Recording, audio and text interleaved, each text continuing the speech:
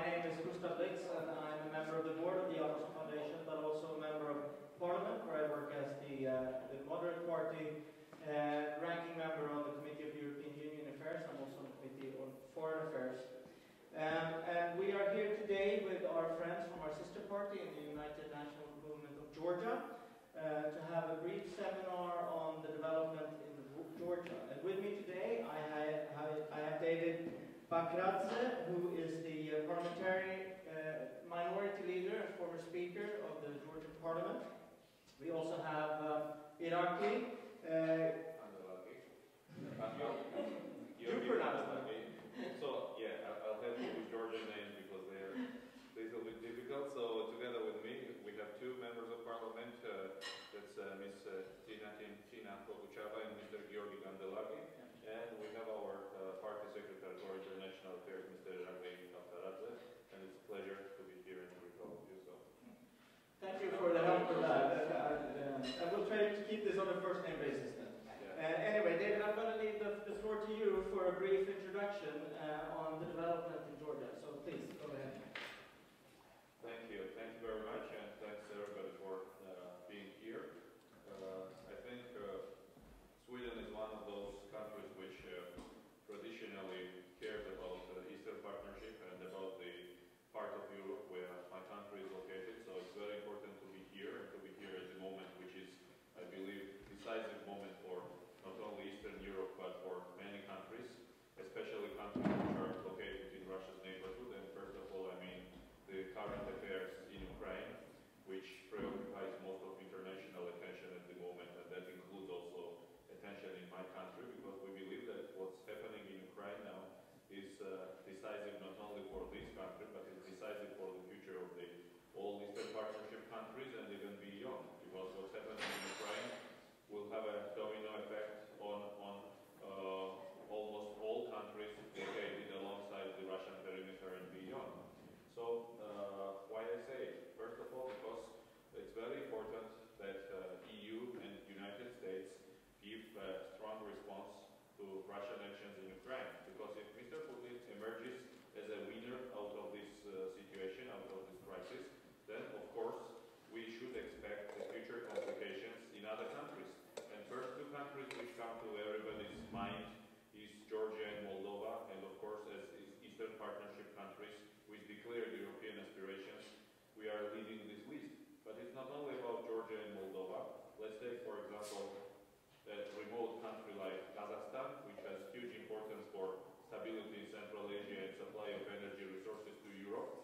And if international community cannot secure integrity and protection of Ukraine, who can assure Kazakhstan that the international community will be able to defend integrity and sovereignty of Kazakhstan? And situation there is also specific because the north of Kazakhstan is populated by ethnic Russians, and the density of population is very low, and there are some historic, disagreements about the border. So if Mr. Putin emerges as a winner from this situation, of course he will have more motivation to repeat it regarding other countries. And again, it's not only Georgia and Moldova, but it's also other countries. And I just mentioned Kazakhstan as an example. The same can happen with Azerbaijan.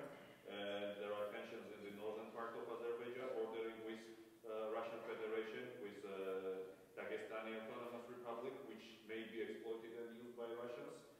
We all see very aggressive and active Russian policy vis-à-vis Armenia. We all see very active Russian policy vis-à-vis Turkmenistan, and Russia's policy in Turkmenistan is to become the main gas supplier, using Turkmenistan and Kazakh gas as a Russian gas. So basically the most of the gas which Russia supplies to Europe today is Russian gas, is not the Russian gas. It's Kazakh and Turkmen gas, which is purchased by Russia on site of production and then transported to Europe from Russia. And the Russia's traditional policy is to supply the entire amount of gas produced in Central Asia, which will deprive these countries any strategic flexibility in selecting their routes of transportation. So Russia has a lot of strategic interests around, and if it emerges as a winner out of the situation in Ukraine, of course it will continue its policies. And it is widely accepted that part of the motivation in Ukraine was that Russia emerges as a winner in case of occupation of Georgia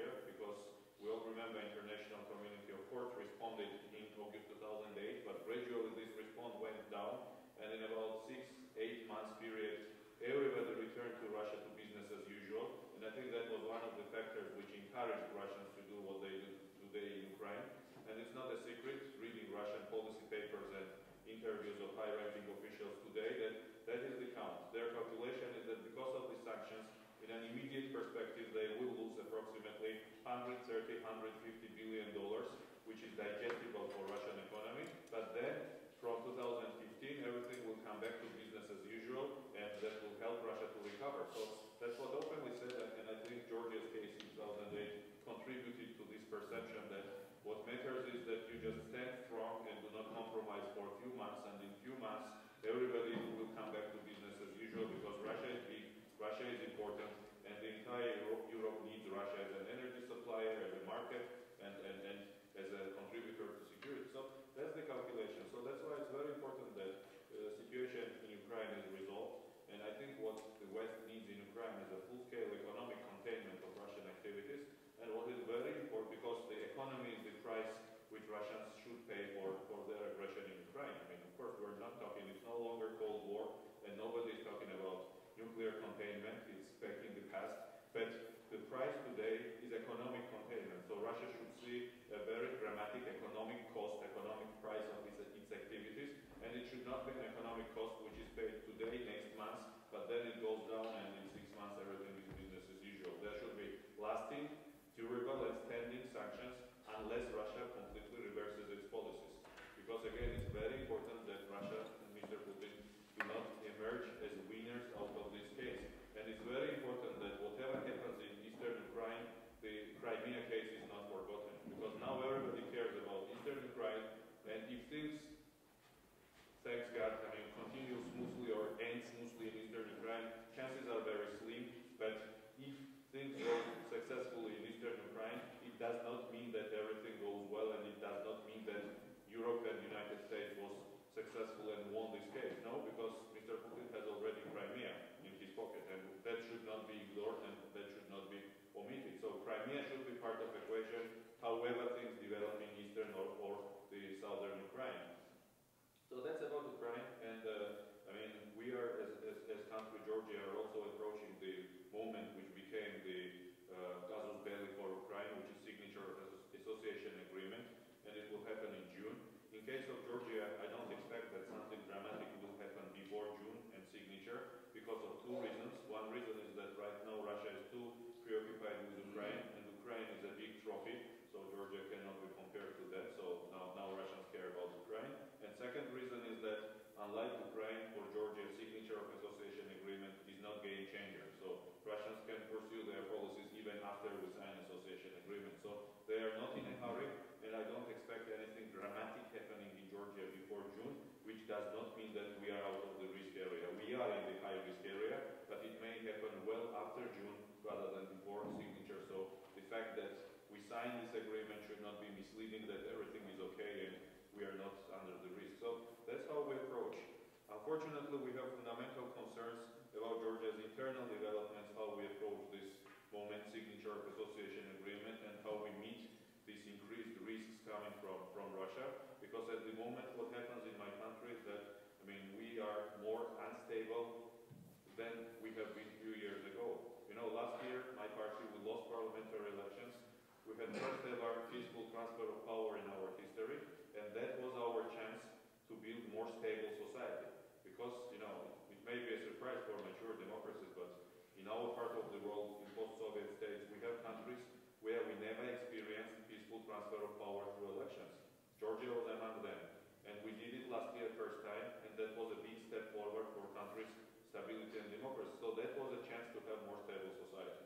Unfortunately, today, we have fundamental concerns that this chance is misused, and the country develops in the wrong direction, and the wrong direction is not cooperation between the new government and the opposition on fundamental issues which are essential for the country, but in contrary, that's a total political retribution campaign against the opposition.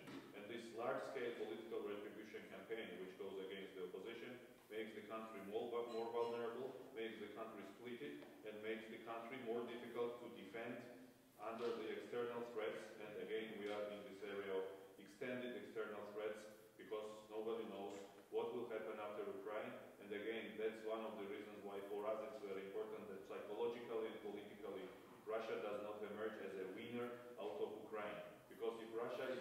winner out of situation in Ukraine, winner will take further steps. And we are among those countries who may be first top in their list for the next steps.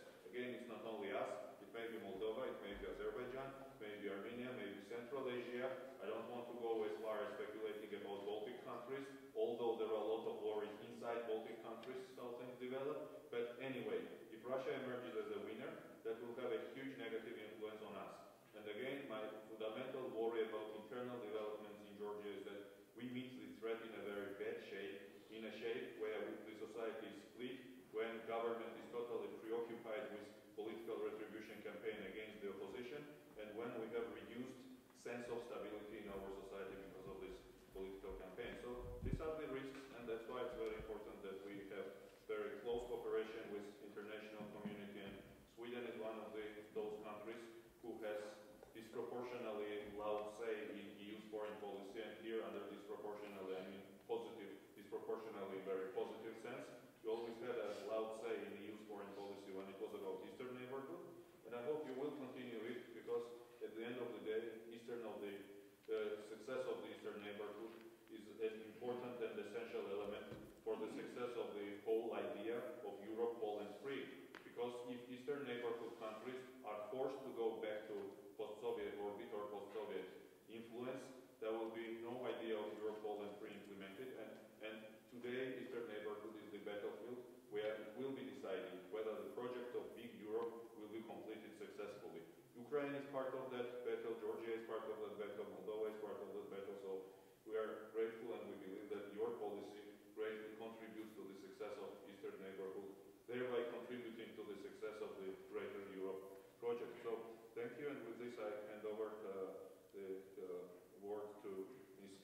Tina Bokuchava, who will also say a couple of words, and sorry I was longer than expected, but that's a political habit. I didn't start it by saying I'll be very brief, because when politicians start by saying I'll be very brief, that's the most dangerous. It means that you will be too long. So I didn't start by saying that, but I was still long, but now I hand over words to Tina, who will add.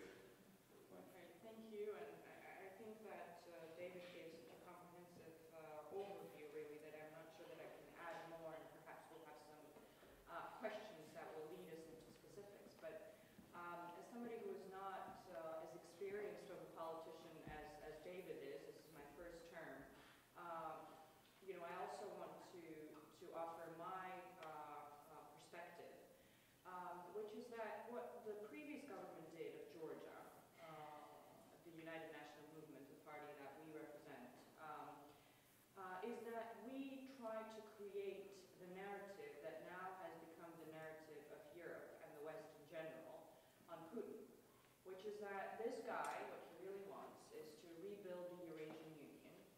What he really wants, not the Eurasian Union, which is a form of the Soviet Union. I mean, the guy has said on record that the biggest geopolitical catastrophe of the last century was the fall of the Soviet Union. When he came to invade Georgia in 2008, it became even more evident to us that that's exactly what he intends, that he intends to go as far as he possibly can in making sure that the former Soviet space remains Russia's backyard. But we were, particularly by the critics, we were told to be crying wolf. We were told that perhaps we fell into Putin's trap, perhaps it was not, the right policy making, etc., etc. Now the Crimean example, I think, has elucidated Putin's vision, Putin's character, and his aspirations for how he wants to manage the region. What's really disappointing is that while the previous government was actually creating this narrative that has now become a very clear Western narrative, because everybody has recognized it, because nobody can turn a blind eye to this at this point, unfortunately, the Georgian government, and good parts of it, are denying and are willing to talk about openly. Now, what I mean by that, the government that we have in Georgia right now is a coalition. In the government, there are certain individuals that may share our values, may share,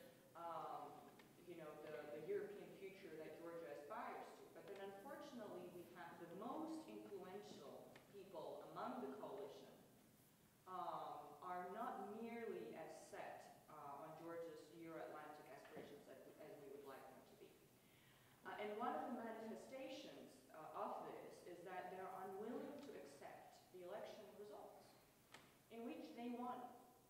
We came out and we admitted our defeat on the very next day. And if you were to listen to the government statements every day, you would think that to this day, and it's been a year and a half, they haven't acknowledged the fact that they're in the government and we're in the opposition. Because they spend probably 90% of their time talking about us and how we don't have the moral authority to argue and to be their opponents, etc., etc.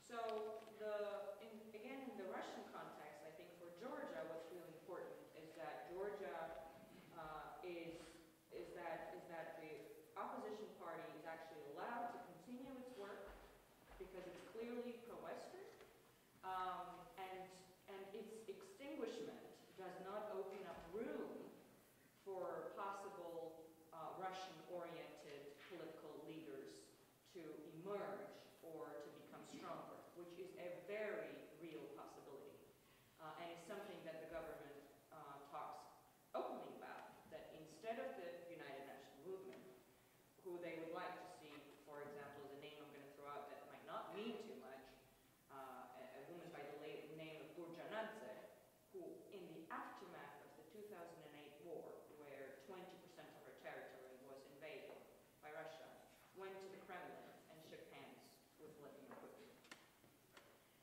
So very briefly, that's that, and I'm sure that Giorgi is going to have a few words to add. Thank you. I'll speak without microphone. I think my voice is... And everyone here? Yes. Okay. I'll advance three very quick points, and then we can jump straight to Q&A in my attempt to summarize this introduction. The first point is that now, and Tina touched upon this, as did David, everybody recognizes that Georgia in 2008 was not an exception, that it in fact was a part of a larger pattern which now culminates in Ukraine. This is very important to keep in mind, and I think if anybody gave the Ukrainian government an advice not to resist the Russian invasion in Crimea militarily, that was a very bad advice, and that led to the current trouble, which obviously we now know that is spreading. The second point is that the democratic backsliding in Georgia, which is underway, it has been mentioned, the government is obsessed with this agenda of political retribution, is making Georgia less defensible in face of Russian expansionism. And the intent to undermine Georgia as a state, so to speak, has been stated loud and clear by the Russian leadership for a very long time.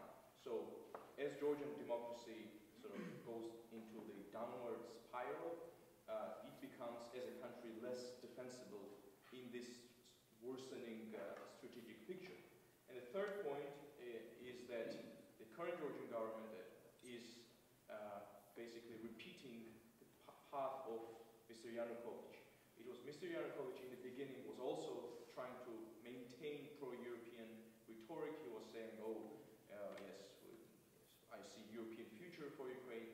In fact, it was him who started and completed negotiations for the association agreement with the European Union.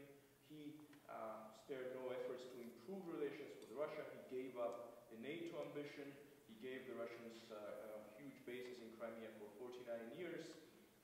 But his pursuit of the agenda of political retribution and weakening of the political system and the state institutions then obviously later led to a disaster.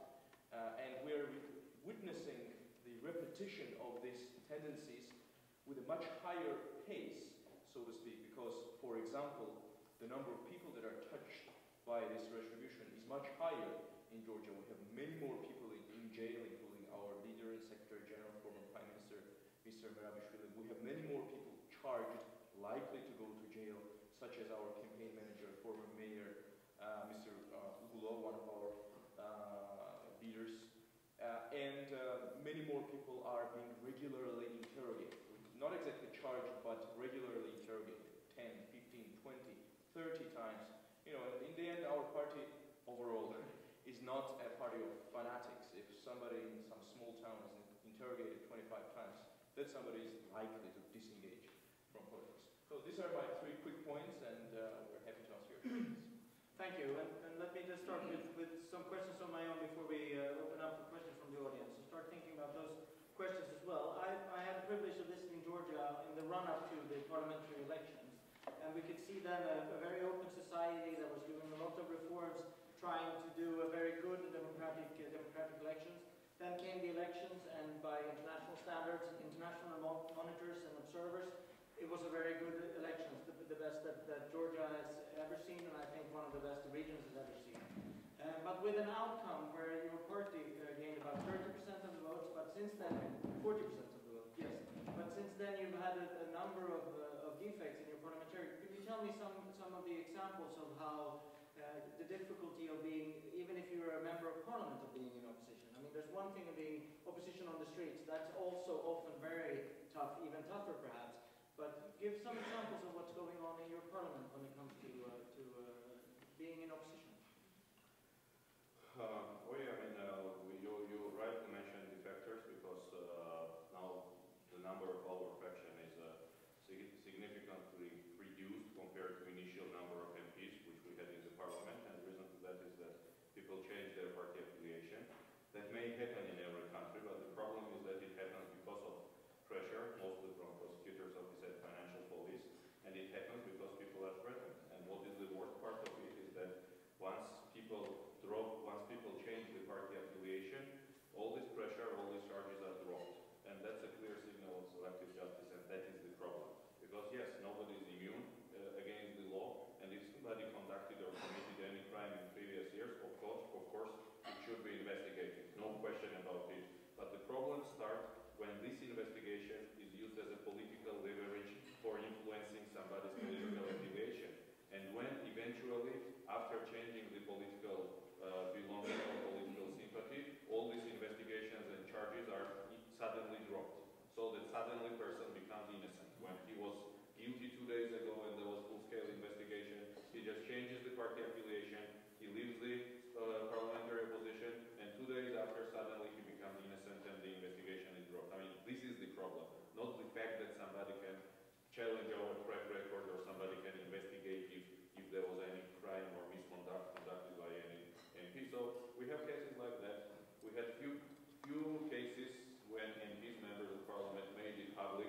We had, for example, one MP, from Bulgaria, Mr. Vinashvili, who said publicly at the press conference that he was contacted by the local prosecutor and offered, the choice was that you have to support the constitutional amendments which majority introduces, and then we will drop charges against you, otherwise we will continue with the criminal investigation and you will have a problem.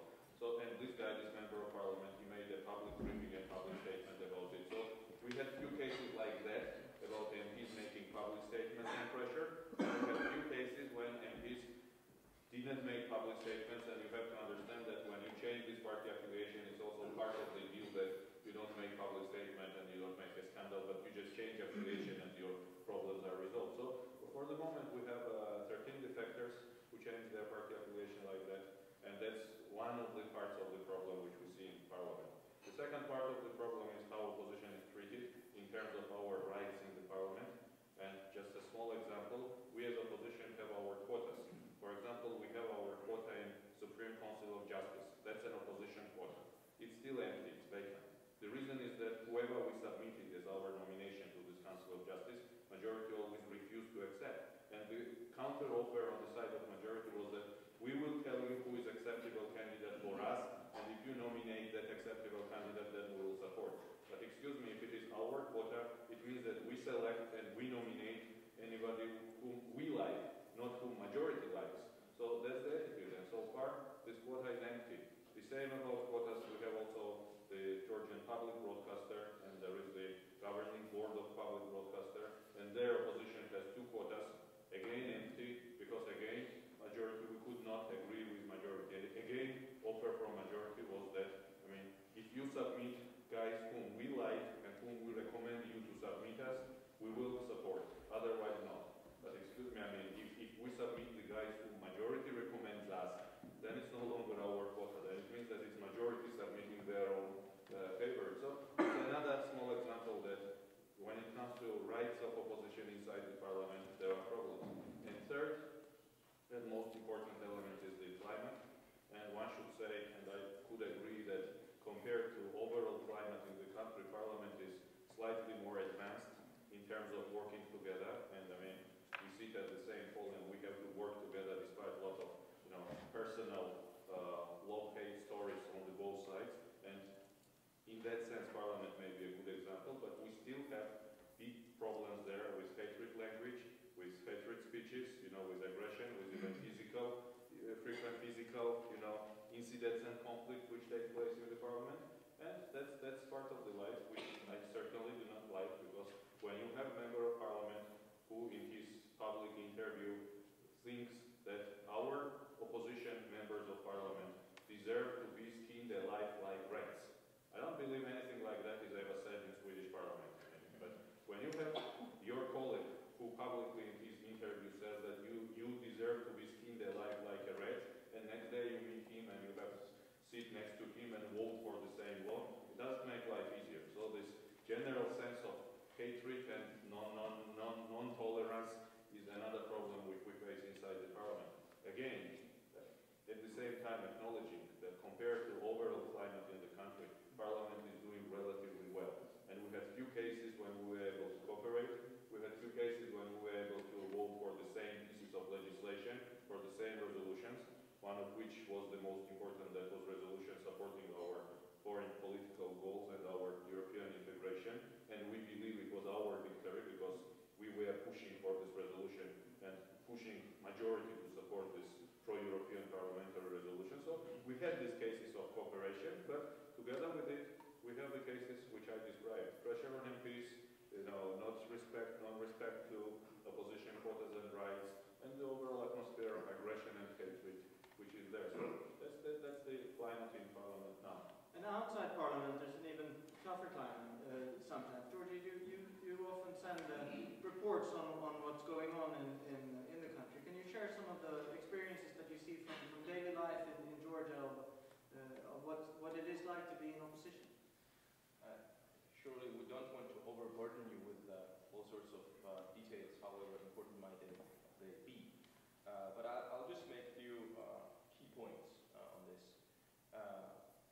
The political retribution is something that not only is alleged by the opposition, or this is something that opposition alleges in some countries at least. But this is something that is easily quantifiable, so to speak, and in Georgia's case, it's in fact very clearly stated by the government. We have not only these prosecutions and interrogations and so forth, but we have a consistent and repeating conceptual rejection on the side of the government, the Prime Minister, of the right of UNM to exist and function as an opposition. Now, there are a couple of footnotes there. One footnote is obviously that the person in charge is still obviously Mr. Ivanov, the billionaire who earned his fortune in Russia and who obviously won the 2012 election. He resigned after the presidential election, in which David gained strong second place and cemented the position of UNM as the only or the main opposition party in the country. So Mr. Ivanov resigned. He put up the figurehead as a prime minister, but very much remains in charge. And this is also stated, including by him. He forces the president not to veto important piece of legislation, and so forth. An important and much larger scale illustration of what David just described was what happened in local government in Georgia throughout 2013. Georgian local government was elected through an election recognized as democratic by international interlocutors in 2010. Now we have another election just in 2 months, in June. But in 2013, the local government in 62 out of 65 municipalities changed hands without elections through use of all of these things that have been described already, and use of violence, especially in early stages, use of violent mobs orchestrated by the governing party, which is of course very unfortunate but has been well documented. Many of this storming of local government buildings happened live on TV when a mob of local Georgian activists would show up to a local government building and officials elected in the democratic elections and say, "We won. who are you? Why don't you leave?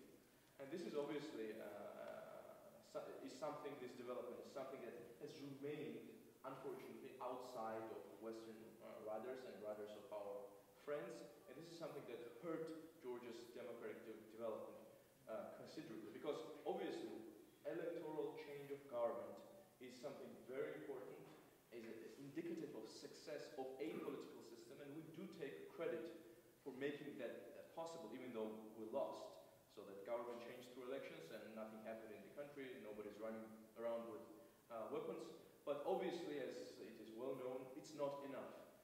Democracy is not only about elections, it's about what happens in between, and it's of paramount importance that after one election you have another election, then the next election, and so forth. So, just one final point to answer your question, to illustrate what does it mean to be an opposition party outside Parliament, because you have to do all sorts of things outside, now campaign obviously in the street, meet people, and so forth. It's the rise of a very peculiar kind of groups in the society who advance very actively an anti-Western agenda. This is not unique about Georgia, or the issues that they're trying to utilize, such as the LGBT issues, also are being utilized by anti-Western forces in other countries, Russia, for example.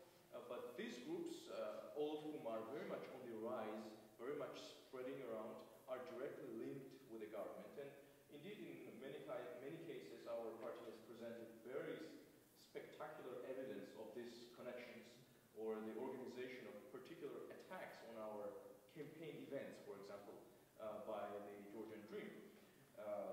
Very recently, we had 7 simultaneous campaign events in different parts of Georgia. The idea of these events was to show sort of stalled infrastructure projects. Because our slogan at this election is "Let's get Georgia working again." And these events were not in city centers; they were in quite remote locations. And in 4 or 5 locations, violent mobs made up of Georgian Dream activists, because we then published lists. In some cases, civil servants showed up in these locations and attacked the campaign events. And media was in all these locations. Just one example. But there's one good news, and I'll end with that. Good news is that in Georgia still we have a very pro-European public opinion. We have a pro-Western opposition which attacks the government from pro-Western perspective, from integrationist perspective, or minorities, and so issues such as that. But also the public opinion remains pro-European. It's challenged considerably by these groups and part of the Georgian Orthodox Church, not very helpful, but nevertheless it remains pro-European, which means that Georgia's friends in fact have a very considerable leverage over what happens in Georgia, what the government does, which was not the case in Ukraine, by the way, because there, at least in the earlier years and days, at least half of the population didn't really care much what would be said or not said about Ukraine. And in Georgia, even small statements by senior Western politicians and friends actually gets a lot of exposure in Georgia. So when Carl Bildt tweets, for example, that he's concerned over, I don't know, whatever, the imprisonment of the leader of the opposition on some charges that are laughable, no time to go into details on that, then that actually makes headlines and actually helps to slow down this backsliding in Georgia. Thank you.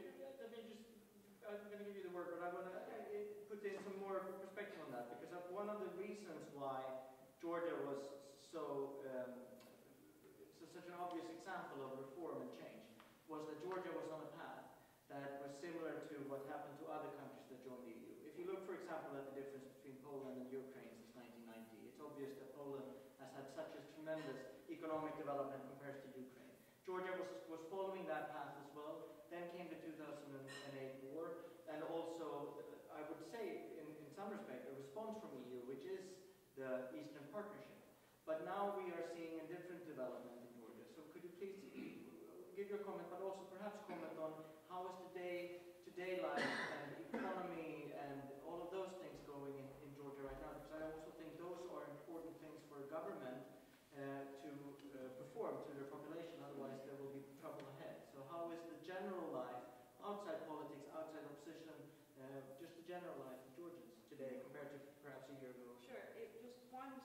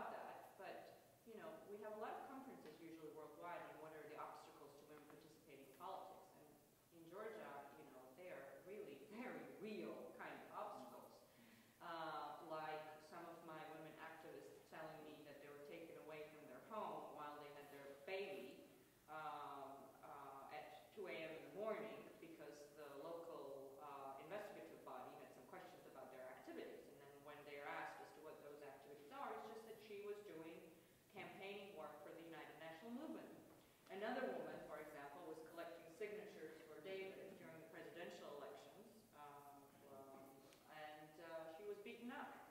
And the only reason, that happened is because she was collecting signatures for the opposition candidate. And then when we go to the prosecutors and we ask them to actually investigate these crimes, they're not very keen on investigating them. So this sense of non-accountability really takes root in certain aspects of society, which I think is very dangerous. And we only have 11% of women on the national and on the local level in Georgia. It's very, very low. And I'm not sure, what else the government could do to constrain more women from entering politics. As it goes to the question, again, I mean, the government, like I said, spends 90% of its time talking about the United Nations movement, all the mistakes that we've done, how terrible we are, how we should never criticize them, that it's against the national interest of our country to talk about the economy. It so happens that we actually have, I'm not one of them, but we actually have some people who are extremely knowledgeable on economic issues, on how you present a shadow budget, on how you suggest alternatives, etc. And we do this because despite this huge wave of retributions that we see from the government, we continue to try to be constructive, to actually act like normal opposition and do what opposition parties all over the world do, which is to suggest alternatives and ways for the country to move forward. But they are never heard, and instead we're always cast in this evil light that whatever comes out of our mouths can never be sensible and can never be heard, which is a real pity. And I think the population is slowly starting to see that, because during the 8.5 years of the UN government, the Georgian economy grew dramatically. Despite the war, the growth figures were excellent, and the projected growth figures were also much, much higher than what the government is getting, unfortunately, now. And it's the first year when they couldn't balance the budget. It was the first year in a long time, in 10 years, when they couldn't balance the budget. So, big problems for them. And this is a sort of a vicious cycle, because nothing good is happening on issues that actually matter to people, because every single public opinion poll shows that the issues that matter the most to people, like Sweden, are jobs and the economy. The government is doing nothing on that, and so in order to talk about something, every single evening news starts with, we arrested that person, we questioned that person, we interrogated this one went to court, and so on and so forth. Well, thank you very much. And let's open up for questions. So please, if you have a question, raise your hand and be recognized. And if you do, do introduce yourself. Any questions or comments? I myself will have one comment if possible. And because I apologize, I have to catch my flight, so I may leave a little bit earlier, and then we may continue also the private conversation with my colleagues. But just to say, it's very important that despite the problems which we describe here, and we're really worried about internal developments in the country, but it's very important that despite all this, country continues its movement to Europe, because we spent a lot of efforts in the previous 9 years when we were in government to make the country closer to Europe and to make it realistic for Georgia to become a member of European institutions. I remember 10 years ago, it was completely unrealistic. And any statement like I make now that Georgia moves to Europe and one day will become a full-fledged member of European and Euro-Atlantic institutions, if I made a statement like that 10 years ago in audience like you are here, you would simply laugh. So we did a lot, together with historical logic, together with the project of the bigger Europe, of course, within that context, but we did a lot to make Georgia closer to Europe. So it is our baby. And however alarming these internal developments are, we fundamentally believe that it's an existential national interest for Georgia to be as close to Europe as possible, eventually joining European institutions and Euro-Atlantic institutions. So all these worries about internal developments of Georgia should not in any way serve as an excuse to derail Georgia's European integration.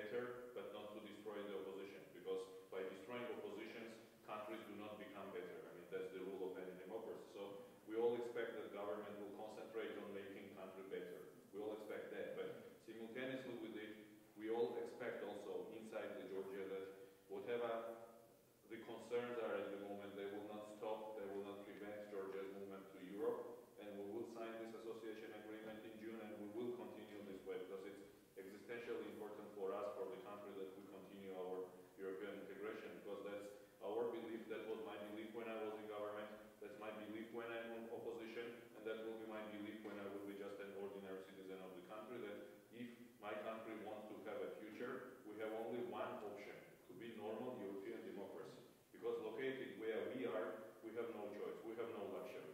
We are not like Switzerland or not even like Sweden, we have no choice. Being where we are, either we belong to European institutions, European space and European culture, or we are part of the post-Soviet and Russian-dominated chaos, and that's not what we call a normal state. So we have no choice, and the only future for Georgia is European future. I'm fundamentally convinced in that, so however sharp or dramatic our concerns may be about internal development, there is still the overwhelming top priority to move Georgia to Europe, and that's what was our job when we were in government. And today, when we are in opposition, I think that's one of the biggest assets which we have as an opposition, that we are absolutely pro-European opposition, and we will not change this position, and we will always be safeguarding Georgia's European future, either for government or from opposition. And I think it's very important to make it very clear that despite all these concerns, that is fundamental direction of our development. So again, thank you very much for your attention, and it was a pleasure, and I very much regret, but unfortunately, neither in my capacity as speaker, and even more nor in my capacity as an opposition leader, I can influence the airplane schedule. So I have to run now and leave you. And again, thank you very much for being here. Thank you, and my colleagues will stay here. So thanks. Gustav, please. Thank you very much, Gustav Blix, MP from the beautiful constituency of Gotland in the Baltic Sea. I have a few questions about your trade, or import and exports. Are you dependent on Russian energy? And if so, do you have any thoughts about how to get rid of that dependency? And what about your exports? I know that you, for example, make wonderful wines and of course other products. And I've heard that there was a kind of Russian ban for the export of those products. If you can mention you can give me an update of the situation today. Thank you. So I'll try to answer that. Before 2006, that is when the blanket economic embargo was imposed by Russia upon Georgia. 90% of entire Georgian exports went to Russia. In 2006, that is when our relations deteriorated significantly, and when, by the way, a gas pipeline was blown up by mysterious, unidentified forces on the Russian territory. In the same summer, first the embargo was imposed on wine, but then on everything. But that actually helped Georgia a lot to, first obviously, the shock was very painful, but that helped Georgian businesses a lot to seek other markets and diversify export markets, and in parallel with the internal economic growth, which was thanks to not natural resources, but a very dramatic and successful reforms that our team carried out over the years. The Russian, this dependency on the Russian market was eliminated, basically. Now, the new government had an effort to reopen the Russian market, something that we, in principle, supported. By the way, Tina was involved in negotiations on Russian accession to WTO. Georgia obviously could have vetoed the Russian accession because Georgia was a member before, but didn't. We negotiated together with our friends a deal for them to enter it, and so we didn't want to be spoilers. But as part of that, including, so the market was reopened. But the way Russians view that, and by the way, Moldovan example is instructive, is that they view that as a tool to reintroduce this dependency. So this dependency is being now slowly reintroduced, but it's still not there. As for energy, following that explosion in 2006, we gradually eliminated energy dependency on Russia, and we're not energy dependent on Russia at all. We get all of our gas from Azerbaijan, and oil obviously too, and in terms of electricity, we actually export electricity to Russia and Turkey, more Turkey than Russia, because we deregulated the market. We have lots of mountains and rivers, so it became possible to have profitable investment in hydro power plant constructions because of the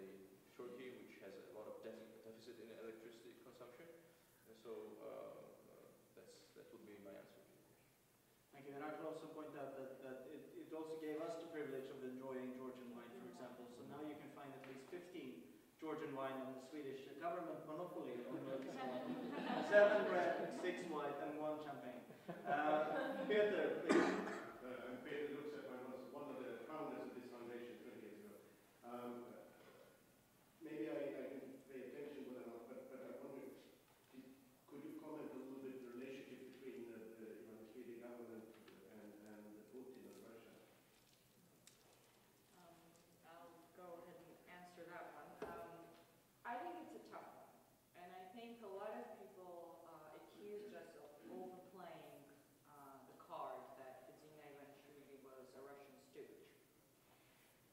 Because prior to the elections, obviously everybody was trying to gauge where he stands, etc. And I think, he's a very mysterious person. He's a billionaire who lives up on the hill and has a private zoo and has sharks and 6 different species of peacocks, and every morning he feeds zebras, and he's a mysterious individual. The point is that he has made his entire fortune in Russia. Right before the elections, he sold a huge asset for, as far as we know, 3 times the price that he had bought it for. Above market price for sure. Yeah, well, definitely above market price.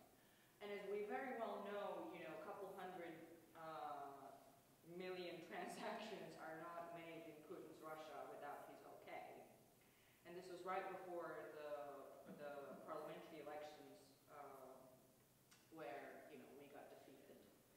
So Putin knew very well what he was using it for. So my short answer, and I think it's an honest one, is that he is not necessarily a Russian stooge. This is not a project that, Putin dreamt up one day and then it all was realized. But Putin very much wants a Georgia in limbo. I think, he wants a Ukraine in limbo. He wants a Georgia in limbo. He wants his neighborhood to be in chaos, which he can control. And what Georgia was doing is that, during 8.5 years, sorry, I keep hitting the microphone. During 8.5 years, it went from being a failed state, literally a failed state, where no taxes were being collected, where we had no electricity, where I always say this, that the only institution that functioned was that of the organized crime. And we went from that to being really, what some people call a miracle, and then sometimes Georgians are accused of being too extravagant, but, even organizations such as the World Bank and Transparency International and so on were rather impressed with the reforms that we were implementing to cut down corruption, to streamline regulation, etc., etc. So now what worries us, and really I find it to be a huge pity, not even as a politician, but just regular Georgian, is that this government wants to retract on that. Bidzina used to go around the country, for example, he went to Davos, and he told all the investors there that all these rankings that we're seeing in the are lies, and they're all made up by Misha Saakashvili and his team. Great way to promote investment. Lovely way to promote your country. And unfortunately, they're doing that on many different levels, even as far as the Georgia-Russia war, where Ivanishvili has come out and he has pointed the finger to his own country, rather than, saying the narrative that everybody knows that now Putin defeated in Ukraine, which is that he was coming after Georgia, and this was long planned, and actually it's something that Putin and Medvedev have publicly noted, that they started the war specifically to prevent Georgia from joining the NATO. One sentence I'll add on that. Not going into conspiracy theories, which is something I certainly don't like. The capital thing is very important.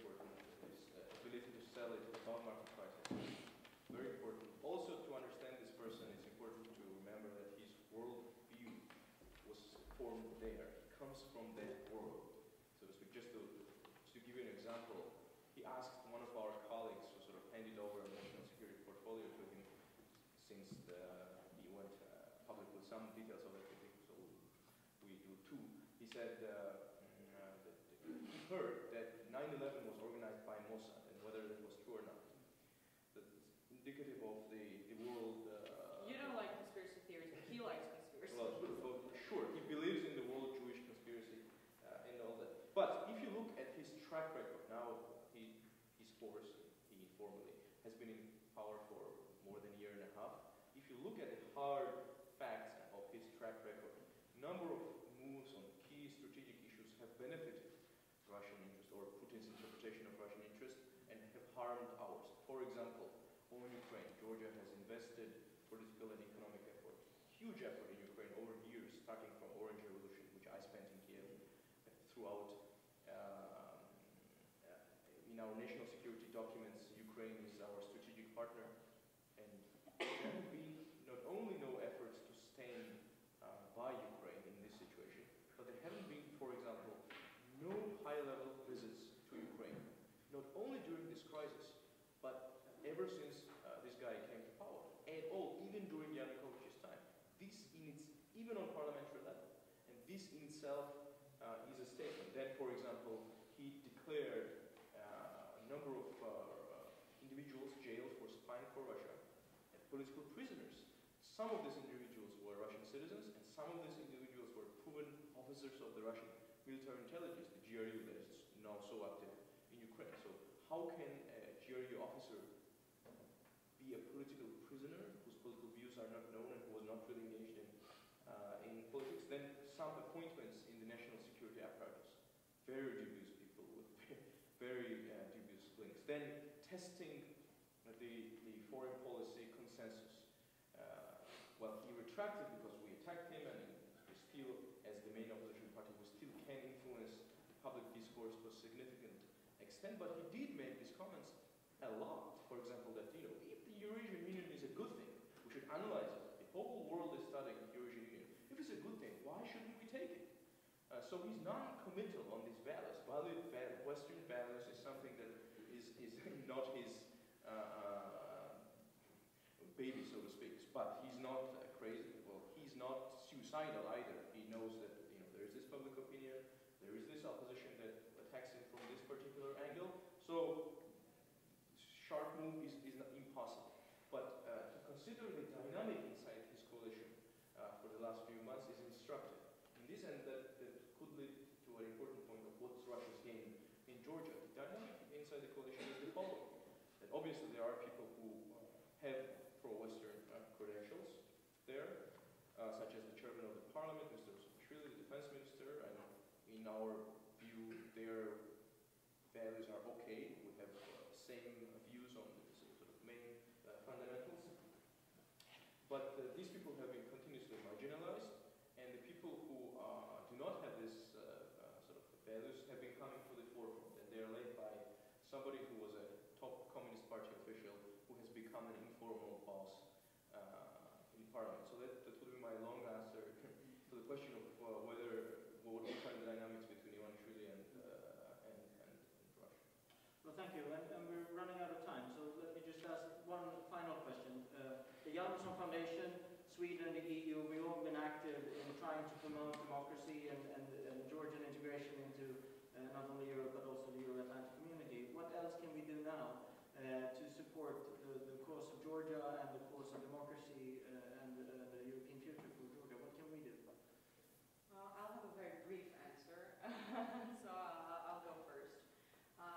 Obviously, I mean, you cannot consider Georgia in isolation, right? I think really what happens in Ukraine will very, very importantly determine the path that the region will take and the path that Georgia will take. So I think, as David said, if Putin comes out victorious out of this,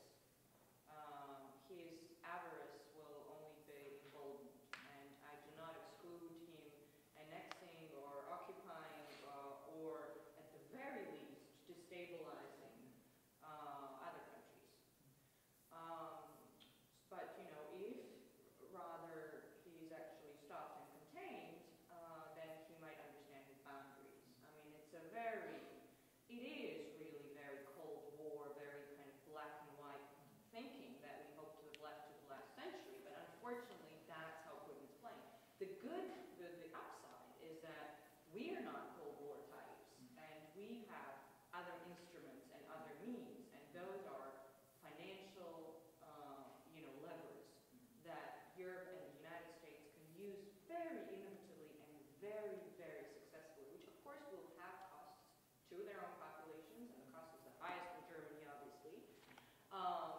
But, you know, the costs will only increase, and I believe exponentially, as we go forward.